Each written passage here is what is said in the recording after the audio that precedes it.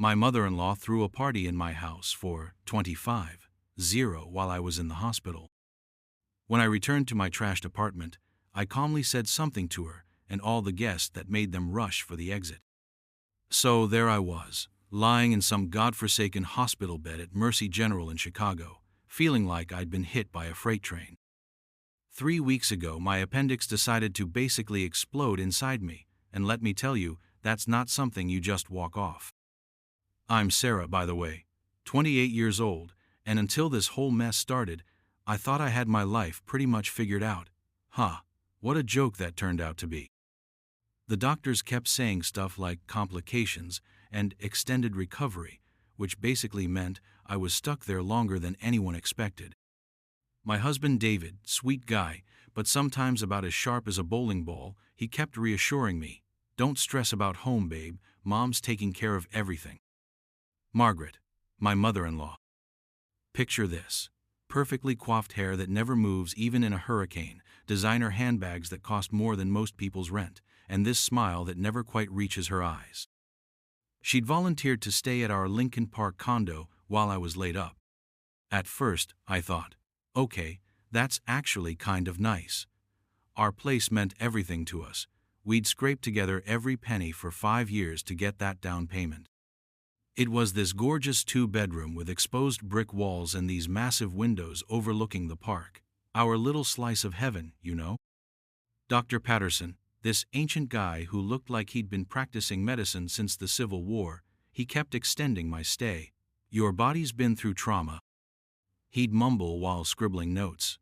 David would squeeze my hand and promise everything at home was fine. But something felt off. Margaret's visits got weird. She'd show up all flustered, constantly checking her phone, whispering in the hallway.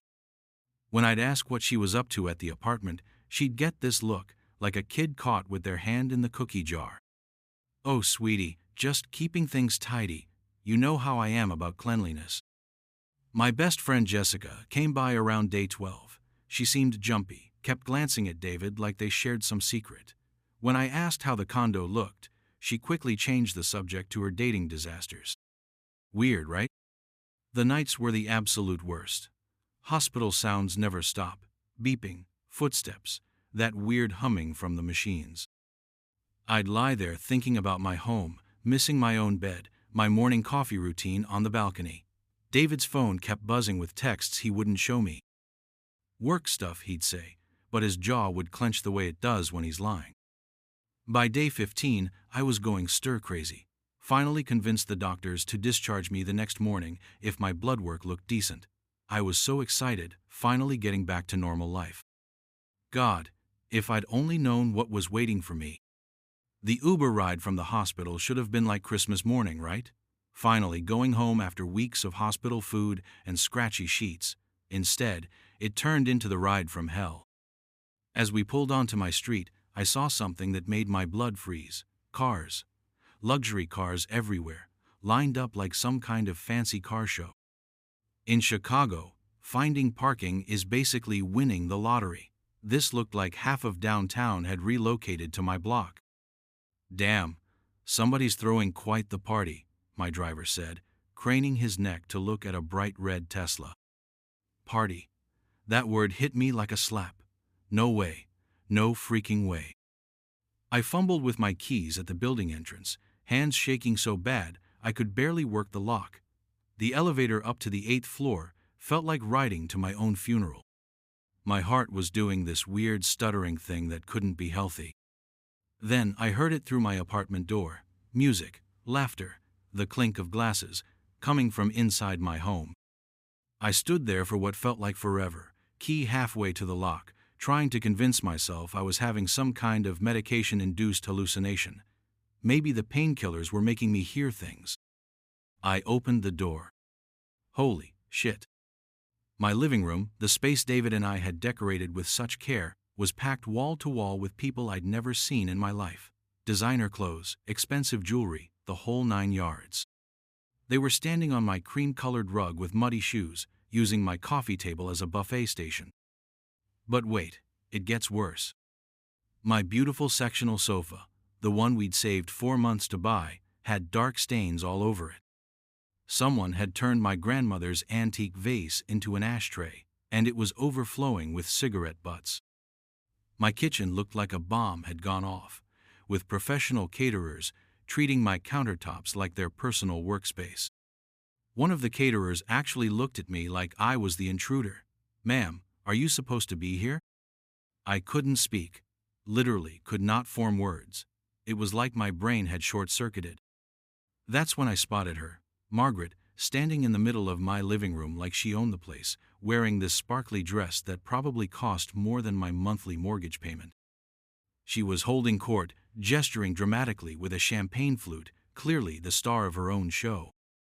When our eyes met, her face went completely white, like she'd seen a ghost walk through the door.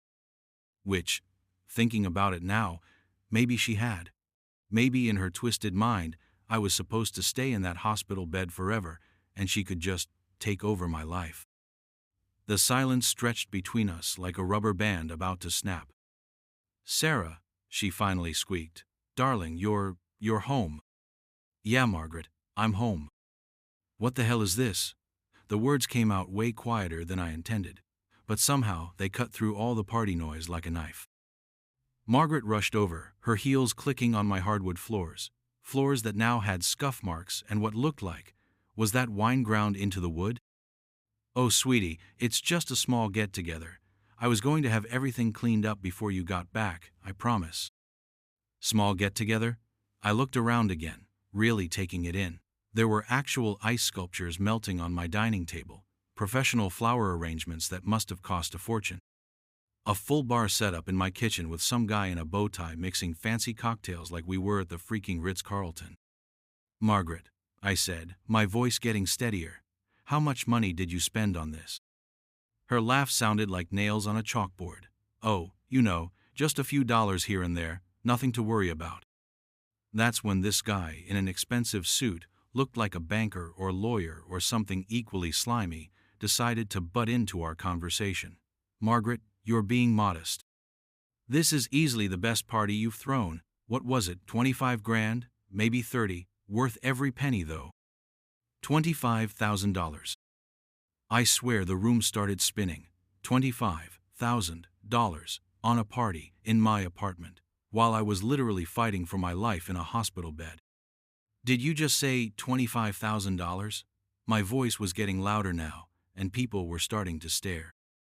Margaret grabbed my arm, her nails digging in. "Sarah, let's talk about this in private."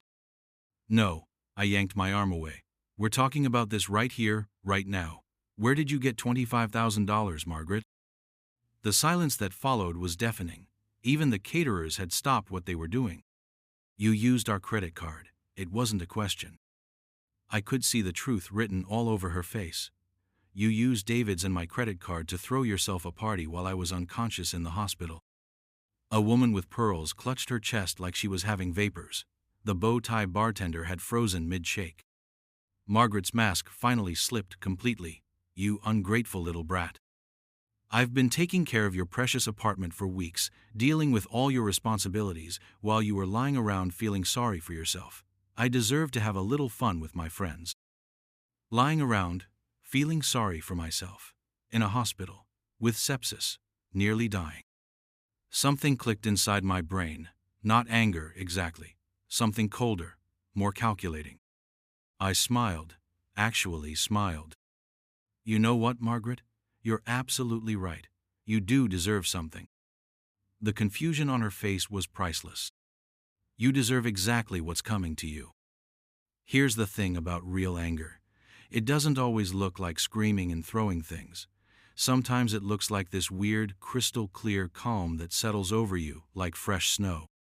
That's exactly what happened to me, standing there in my destroyed living room. I took a slow walk around my own apartment, really surveying the damage. My white leather ottoman had a burn mark from someone's cigarette. The hardwood floors we'd spent a weekend refinishing ourselves were scratched to hell from high heels. But the worst part? My grandmother's china hutch was standing wide open, and I could see gaps where pieces should be. The delicate tea set she'd brought over from Ireland in 1952 was scattered across my kitchen counter, some pieces chipped, others completely shattered. "Margaret," I said, my voice so level it surprised even me, "where's my grandmother's tea set?" She barely glanced over. "Oh, we needed extra dishes for the catering. Don't be so dramatic. I'll buy you new ones." "Buy me new ones. Replace my grandmother's 100-year-old hand-painted china with something from Target, sure." I nodded slowly and continued my tour. The crowd was getting uncomfortable now, sensing the shift in energy. I walked up to the head caterer, who was frantically packing up his equipment. "Excuse me," I said politely. "Who authorized your services tonight?" He looked nervous. "The woman in blue over there, ma'am, Margaret Davis. She said this was her apartment and gave us a credit card." "Her apartment. Of course she did. And roughly how much are your services tonight?" "About 8,000, ma'am, including the bar service and ice sculptures." 8,000 just for catering. Jesus. I walked back to the center of the room and stood there for a moment, looking at all these strangers in my home. Margaret was trying to quietly shoo people toward the door, but most were too drunk or too entertained by the drama to move. "Ladies and gentlemen," I announced, raising my voice just enough to cut through the chatter. "Could I have everyone's attention, please?" The room gradually went quiet. 40-something pairs of eyes turned to me, the crazy woman in wrinkled hospital clothes who just crashed her own party. "I want to thank you all for coming to celebrate in my home tonight," I continued, still in that eerily calm voice. "I'm Sarah, and this is my apartment. I've been in the hospital for 3 weeks recovering from a life-threatening infection." The uncomfortable shifting started immediately. A few people actually looked ashamed. "I know Margaret told you this place belonged to her, but I want you to understand the truth before I share some information that's going to make every single one of you want to run for the exits." Margaret's face had gone completely pale. "Trust me on this one." I pulled out my phone and held it up so everyone could see. "I want you all to know that while I was lying in that hospital bed, I had plenty of time to make some very interesting phone calls." Margaret's eyes went wide. "Sarah, don't you dare." "First call was to our credit card company," I interrupted, my voice getting stronger. "Turns out they flag unauthorized charges over $10,000 automatically. Especially when the cardholder is documented as being hospitalized and unconscious." You could hear a pin drop. The music had stopped. Even the caterers had frozen. "Second call was to my lawyer. Yes, I have a lawyer now, Margaret. He's very interested in cases involving elder fraud and identity theft." People were starting to edge toward the door, but I wasn't done. "But here's where it gets really interesting," I continued, walking slowly around the room like I was giving a lecture. "See, Margaret here has been having some financial troubles. About $60,000 worth of troubles, to be exact." Margaret's face went from white to green. "You have no right." "Tax liens are public record, Margaret. The IRS has been looking for you for 8 months. You've been hiding out, using David's address, avoiding process servers." The exodus started immediately. Designer heels clicked frantically across my damaged floors. Expensive purses were grabbed, champagne glasses abandoned. It was like someone had yelled fire in a crowded theater. "Wait, there's more," I called out to the fleeing crowd. "Margaret's been forging checks from David's account for 6 months. Small amounts at first, grocery money," she said. "Gas money. But it added up to about 15,000 before tonight's grand finale." The room was emptying fast now, but I had one more bomb to drop. "Oh, and everyone who stays for the next 5 minutes gets to meet Chicago PD. I called them from the Uber on the way home. They should be here any minute to document the crime scene and take statements." That did it. The remaining guests practically trampled each other getting to the door. The caterers packed up their stuff faster than a NASCAR pit crew. Within minutes, my apartment was empty except for me, Margaret, and the destruction. Margaret stood by my front door, looking like she'd aged 10 years in 10 minutes. Her perfect hair was disheveled, her makeup smudged. The glamorous party hostess was gone, replaced by a desperate woman, caught red-handed. "You've ruined everything," she whispered, her voice cracking. "No, Margaret, You did that all by yourself when you decided to steal from your own son while his wife was fighting for her life." She opened her mouth like she wanted to say something else, then seemed to think better of it. Without another word, she grabbed her purse and walked out of my apartment, hopefully for the last time. I stood there alone, surrounded by the wreckage of her betrayal. My home was destroyed, my savings account was empty, and my trust in family was shattered. But you know what? I felt absolutely, completely victorious. Sometimes the best revenge really is just the truth. You'd think the story ends there, right? Margaret slinks away, I clean up my apartment, life goes on. But oh no, the universe had a few more surprises in store. 3 days later, I'm sitting on my fire escape with a cup of coffee, watching the guys from the flooring company fix the damage to my hardwood, when David comes home looking like he'd been hit by a truck. "Sarah," he says, collapsing into the one undamaged chair we had left, "you're not going to believe what just happened." Turns out Margaret had been busier than either of us realized. After she left my apartment that night, she didn't go home and reflect on her mistakes like a normal person. Nope. She went straight to David's office the next morning and tried to convince his boss that David had been embezzling money to pay for his wife's expensive medical treatments. The woman actually tried to throw us under the bus to cover her own tracks. But here's the beautiful part. David's boss, Mr. Chen, had been at Margaret's party. He was one of the guys in expensive suits who'd heard my entire speech about the credit card fraud and tax liens. When Margaret showed up spinning her sob story, he just laughed. "Your mother," David said, shaking his head, "walked into my boss's office and essentially confessed to identity theft while trying to frame us for embezzlement." It gets better. Remember Jessica, my friend who'd been acting weird at the hospital? Turns out she'd been documenting Margaret's preparations for weeks. She had photos of the catering trucks, the flower deliveries, even video of Margaret directing workers to rearrange our furniture. "I didn't want to stress you out while you were sick," Jessica explained later, "but I knew something was seriously wrong when she started telling people she was redecorating her new place." The police investigation wrapped up faster than expected. Margaret had left such an obvious paper trail that even a rookie cop could have solved it. The credit card charges, the forged checks, the lies to multiple people about owning our apartment, it was like she'd written them a manual on how to commit fraud. But the absolute cherry on top, the IRS finally caught up with her. Apparently, using someone else's address to avoid tax collectors is also illegal. Who knew? Last I heard, Margaret was living in a studio apartment in Cicero, paying back taxes, legal fees, and restitution to us. She's also banned from coming within 500 feet of our building, courtesy of the restraining order. David and I, we're doing great. The insurance covered most of the damage. We paid off our credit cards, and honestly, our marriage is stronger than ever. Nothing brings a couple together like surviving your mother-in-law's attempt to destroy your life. Sometimes karma doesn't just knock, it kicks down the door wearing steel-toed boots.